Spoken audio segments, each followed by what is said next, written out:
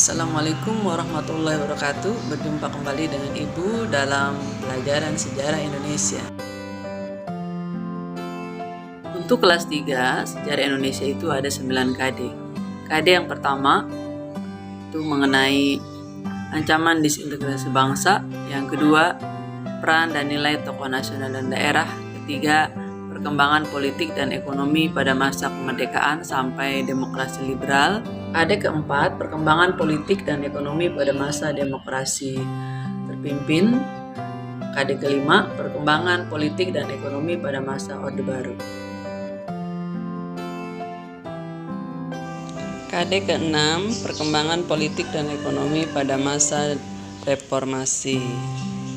KD ketujuh, mengenai peran pelajar, pemuda, dan mahasiswa dalam perubahan ketatanegaraan Indonesia. Kedelapan, tentang peran Indonesia dalam perdamaian dunia. Dan terakhir adalah tentang perkembangan teknologi dan ilmu pengetahuan di Indonesia. Demikianlah 9 KD untuk kelas 3 yang nanti dibagi 2. Semester 1 kita hanya 5 KD dan semester 2 kita hanya 4 KD.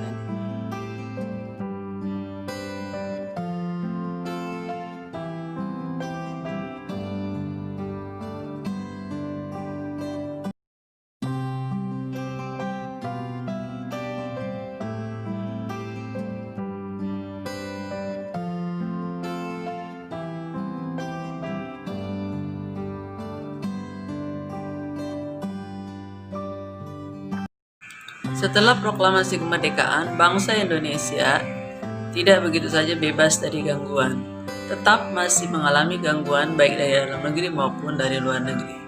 Untuk gangguan dalam negeri atau pemberontakan dalam negeri itu dibagi 3. Yang pertama, pemberontakan atau pergerakan yang berkait dengan ideologi. Pemberontakan yang berkaitan dengan ideologi, ini contohnya ada pemberontakan PKI Madiun, pemberontakan DITII, diantaranya ada DITI Jawa Barat yang dipimpin Kartosuwiryo, DITI Jawa Tengah yang dipimpin oleh Amir Patah, kemudian DITI Aceh oleh Daud Bereh, kemudian juga ada DITI Sulawesi Selatan dan DITI Kalimantan Selatan. Selain DITI dan pemberontakan PKI Madiun, ada juga pemberontakan G30S PKI. Yang kedua, pemberontakan atau pergolakan yang berhubungan dengan kepentingan. Ini ada 3. 1. Pemberontakan APRA, Angkatan Perang Ratu Adil di Bandung. Yang kedua, Republik Maluku Selatan, RMS. Dan yang ketiga, pemberontakan Andi Agis. Kemudian, yang ketiga adalah pemberontakan yang berkaitan dengan sistem pemerintahan. Contohnya, ada masalah negara federal dan BFO, dan juga pemberontakan PRRI Permesta. Bahasan kita selanjutnya adalah khusus mengenai pemberontakan PKI Madiun. Pemberontakan PKI Madiun dilaksanakan pada tanggal 18 September tahun 1948 di kota Madiun. Pemberontakan ini karena kecewa terhadap isi perjanjian Renville. Tujuannya adalah untuk mendirikan negara Soviet Republik Indonesia, di mana tokoh utamanya adalah Amir Syarifuddin dan Musso. Pemberontakan PKI Madiun dilaksanakan oleh FDR, yaitu Front Demokrasi Rakyat yang dibentuk oleh Amir Syarifuddin. Di dalamnya ada organisasi-organisasi lain yang juga berhaluan komunis. Misalnya ada Partai Komunis Indonesia atau PKI, ada Partai Sosialis Indonesia atau PSI, kemudian juga ada Partai Buruh Indonesia, PBI, ada juga Partai Rakyat dan juga ada SOBSI. Pemberontakan PKI Madiun tahun 1948 dilatar belakangi 1. Jatuhnya kabinet Amir Syarifuddin karena tidak lagi mendapat dukungan setelah terjadinya perjanjian Renville.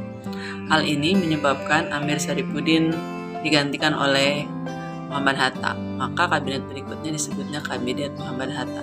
Hal ini membuat Amir Syarifuddin kecewa dan sakit hati terhadap Muhammad Hatta. Ini yang kemudian nanti menyebabkan Amir Sarifuddin berusaha untuk mengganggu pemerintahan Hatta.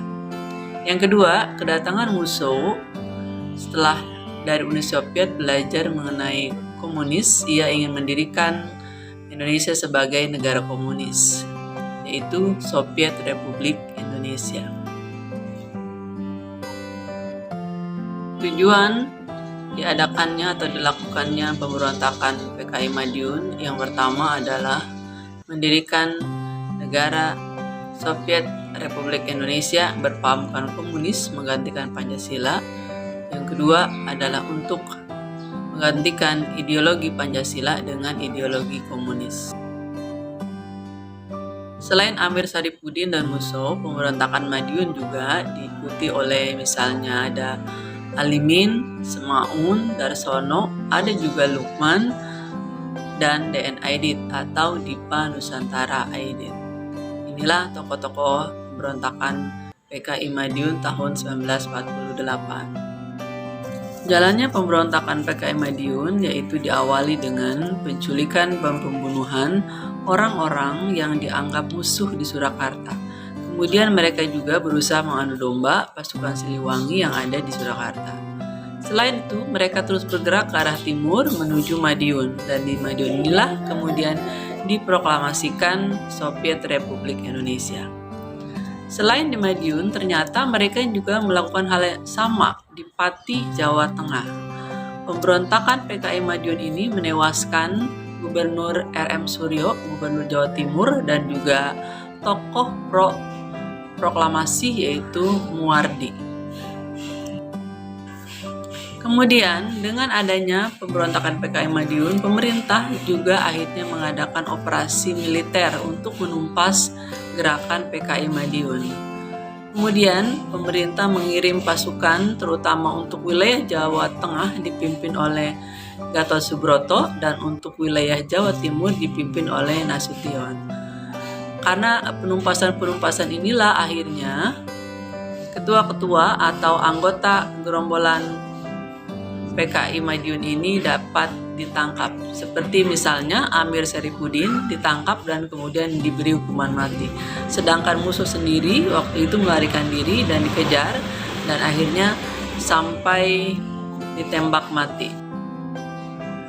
Walaupun pemerintah berhasil menangkap para pemimpin pemberontakan PKI Madiun, tapi anggota-anggota yang lain banyak yang dibiarkan hidup atau mereka melarikan diri. Sehingga inilah yang kemudian menjadi bibit atau cikal bakal nanti juga akhirnya terjadi pemberontakan yang lebih besar, yaitu pemberontakan G30 SPKI. Untuk pembahasan tentang pemberontakan PKI atau pemberontakan G30 SPKI, kita akan bahas pada pertemuan berikutnya. Demikianlah materi yang Ibu sampaikan mengenai pemberontakan PKI Madiun. Wassalamualaikum warahmatullahi wabarakatuh.